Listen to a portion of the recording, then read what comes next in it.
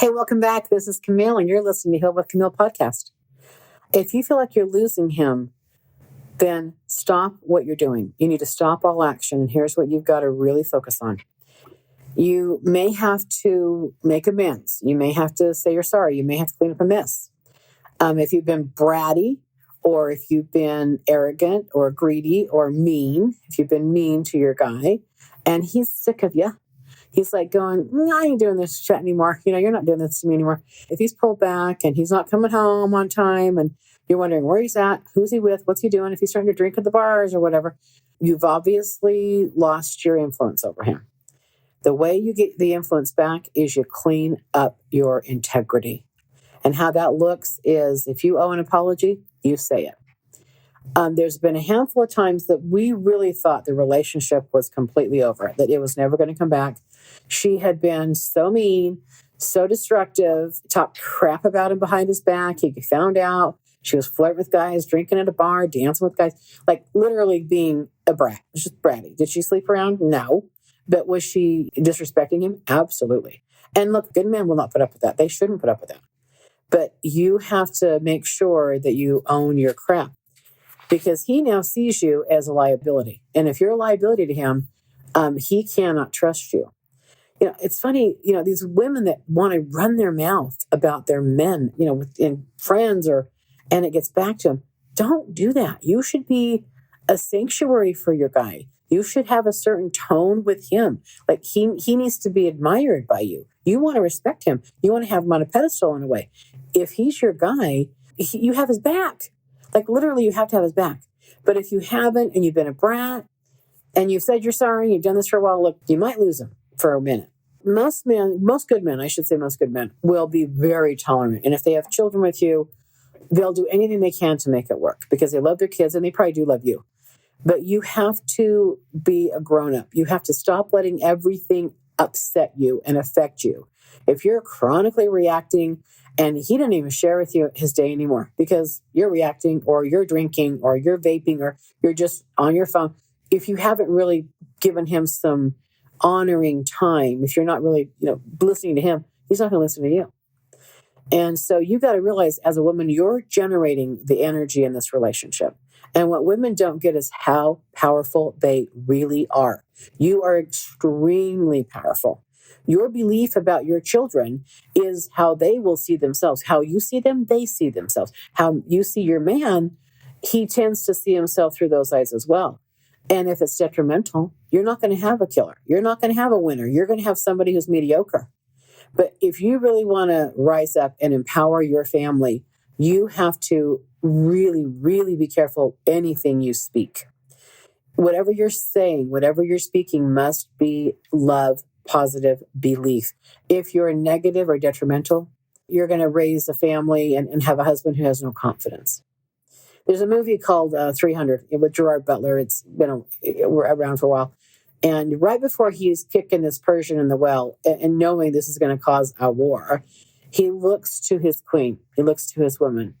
And she nods like, yep, you can do this. I know what this is going to bring on. I'm fully behind you. I'm fully in support of you. She didn't say any of that, but she said it with her look. That's the kind of woman a man wants. That's the kind of woman a man needs. If he's going to build an empire, you have to be able to handle being alone, not being the center of attention constantly, not being entertained. You're going to have to be able to hold your position. And if you can bite your tongue, if you can look for the right timing to bring things up. I'm not telling you to not speak. I ain't going to be shut down. I mean, right? I don't want you shut down either. But there's a way you have to start being, which is grown up, that you actually get his respect. And if you lost his respect, you could have lost him. That's the truth. If he's not adoring you anymore, if he thinks you're a brat, he's not going to want to give to you. So you have to literally show up in a way, and maybe it's text, maybe he won't see you, I don't know, maybe it's in person, but your behavior must change. You need to verbalize, I get it. I wouldn't respect me either. I have been horrible to you. I'm so sorry, and I'm changing. And if you don't want anything to do with me, I don't fault you. You need to give him that option that you're not going to retaliate. You're not going to get vengeance. Because if you're a reactive person and you're histrionic and you are vengeful and you want to get revenge or get even, I'll keep those kids, the threats you've made. Okay, if you made threats, girl, you can't do that. Bottom line is if he quit trusting you, you got an uphill battle. But you have to literally change yourself and be the woman he needs you to be and show up that way consistently for a while. Maybe a year. I don't know how long you've been a brat, right? So if it's longer than years, he may never believe in you. He may never trust you. And when you give him the out, when you say, you know what, if you leave me, I would deserve you to leave me. He might say, good, then I'm doing it. You're right. I'm going to leave you. If he does, he does. I'm going to say that, you've lost him. But I have seen so many men, good men, come back to wives that actually got their shit together and realized what they were going to lose. But it takes consistency. It takes time. And you have to work on a few things. First of all, I believe you can say anything to your husband. If you're not screeching or yelling or condemning, if you manage your tone and you manage the pace. Okay, so here's what that looks like. Hypothetical, you're in a conversation and you want to resolve something. But if you start getting animated and you start getting mad and you start acting like, he's just, you do that attitude comes through. Again, that's not going to serve. What you have to do is have a tone of love and respect and admiration. And I got to say this, and this is my part of it. This is what I'd like you to consider as your part of it. You got to speak a little bit more professionally and feminine. He's not going to adore you if you're mean and if you're vindictive and if you're a brat. You need to want him to adore you. If he adores you, he's sticking around. If he doesn't adore you, he won't. And you need to figure out how to admire him again. Look, if you don't admire him, you might love him. But if you don't admire him and respect him, there's no way this is going to work. So those two things, he's got to adore you and you got to respect and admire him. You got to figure how that's going to play out in the future or it's over. And if you're sticking together for the kids, not a great example probably. So be at least honest with each other. But you want him back. Let's say you want him back. You got to manage your tone. You do not get to come at him like you're his mother or you're his boss or you're some sort of moral high ground and you're going to shame and blame. That's, again, you're just going to kill him off. He's just going to, shut you down or he'll never talk to you. If he's not safe with you, why would he share anything with you? If you're going to condemn him, if you're condemning him, you have contempt for him. Again, that's not a healthy sign. He's not going to be himself with you. And all you want is for him to share and come back to you and love you like he did before. But you've killed that off, girl. So you got to manage your tone. You've got to come across. You got to be sweet. You got to sound loving. You have to sound like you care. And you have to not treat him like he's beneath you, like you have any sort of superiority over him. If you think you do, again, you're going to lose this guy. And he'll do things behind your back. He'll do things at you. I can't tell you how many men have said to me, she reminds me of my mother. I can't stand it. And if you remind him of mama, trust me, that is not good either. Okay. So he doesn't want to be bossed around or told what to do like that. He wants to take care of you. He wants to be your hero, truly. But how are you going to set that up? And how is he going to win again with you? Because if he ain't winning with you, why is he with you? For the kids? For the money? To say, not have to give you half the money? I don't know. But you want to really consider that you're part of the problem when he doesn't open up to you. You got to look at how you treat him, how you've shamed him or blamed him or fought with him, how many hours you've yelled at him. Again, that's not going to work. And if he doesn't yell back, he's not fighting back, he's kind of over it probably. But that takes a lot of strength not to just come back at you too. So your tone is very, very, very important. And if you admire him, you've got to admire him, you've got to respect him, and you've got to tell him how and what you do respect and admire about him. And then own your shit, own your brattiness. You got to own it, claim it, and then get yourself in therapy, read some good books, figure out how to bring back that feminine, sanctuary that you used to be for him. And if you never work, well, you got to figure it out now. Look, as we get older, women are not more marketable with our age. We're just not. Men are better with age, just saying. So women are great when they're young and hot and beautiful. And after they start wrinkling and fading, there's less for them and there's more for men. We hate that. I'm sorry that that's the truth, but that's the truth. So you got to be able to maintain yourself, be beautiful, and work on your interior, work on your communication. You want to be his peace. You want him to feel so safe and so peaceful when you're around. And you want him to tell you everything because you're his best friend too. Like you want to be that person. But if you're not, you better stop being a brat, okay? Another thing is you really have to look at the conversation about him. Like you're talking about him to anybody. That is the relationship, meaning that's how you see him. That's how you represent him. as a wife, you're a witness to this guy. And if you're witnessing him be, a failure and you're sharing that with the world, well, you're just promoting that. But even if you just look at him and say, look, he's a work in progress. I love this guy. You want to have something positive to say about your husband. And vice versa with men. Because if your conversation is negative or, he's never that, if you're just constantly gripe, that is the relationship, y'all. That is. That's what's going to be, sad when they're dead. It's like that's the funeral moment. This is the end of the relationship if you can't speak positively about the person you're with. So I just see so many women lose good men and regret it. They totally regret it because they can't get their emotions under control.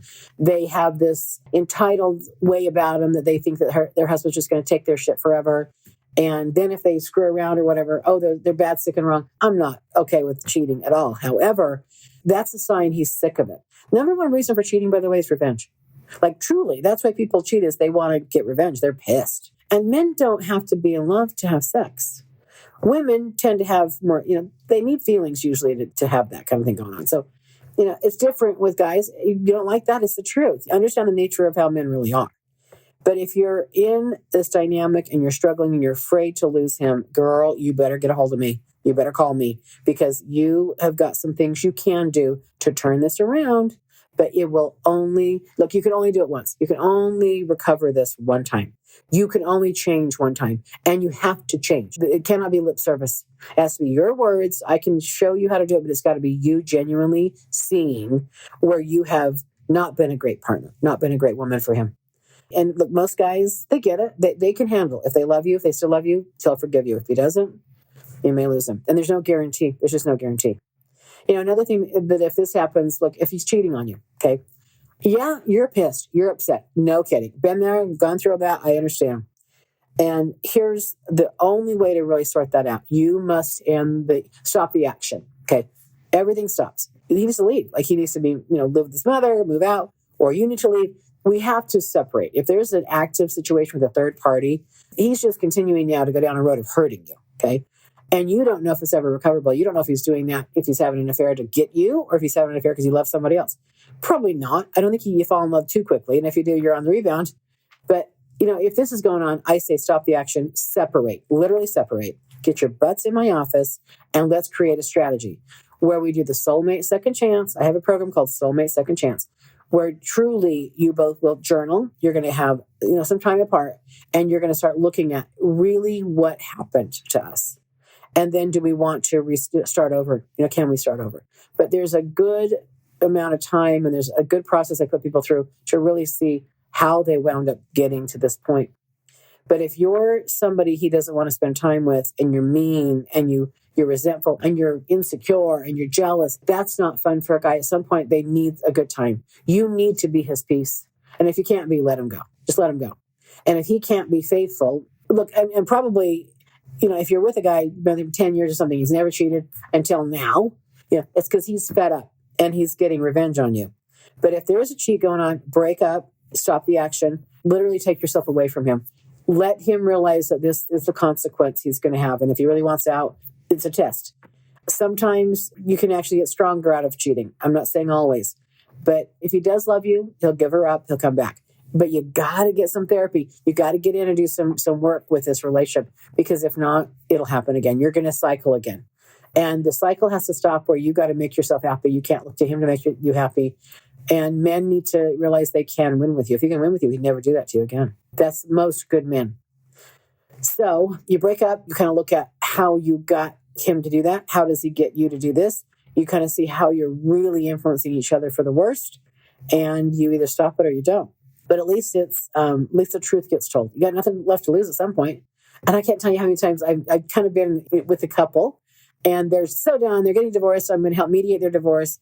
And I say, okay, well, let's leave with love. Let's just say it all. What is it you really want to know before you leave? Can you ask each other questions? I'm not saying fully disclose, but what is it you want to know? And so it's amazing to me when people start admitting things and saying sorry for things. You're leaving anyway, so what does it matter? Tell them you're sorry. Tell her you're sorry. They start doing that, and they go home and they have sex. They get back together and I don't hear from them, or they call me and cancel. We're going to give it. Okay, good. Or they come back in and we really do strategize a future to live into together. So I just think honestly, getting together and communicating without the rage, without the tone, without the condemnation, you got to meet eye to eye and be on the level with each other and be kind to each other. I mostly see women getting vindictive like this. Men just shut down. They just don't want to deal with her like that. Your brain is fight, flight, or freeze. Well, he can't fight you. He can't hit you like he would maybe another guy. Not going to arm wrestle you, so that's out. And he doesn't want to, freeze because that's embarrassing. He doesn't want to do that, but he does shut down. That is kind of a form of freezing. And then flight would be he leaves you or he cheats on you. There's a buildup typically if you've been together for a long time, and like over a year, and never had a cheating experience. And then, 10 years in, there's some sort of cheating for the first time. That's an act. That's an act of revenge. Okay. So if any of this stuff is going on, girl, and you need help getting your shit together, you should call me. You can call me on my mobile. I'm only doing this for a few people. 1-801-809-2222. That's 801-809-2222. Or my website, healwithkimile.com, HEAL with KIMILE.com. Don't lose them if you love him, sugar, but you got to change your ways. You got to start being feminine again, not bossy bitch. Okay? Call me. I can help. Hey, thanks for listening.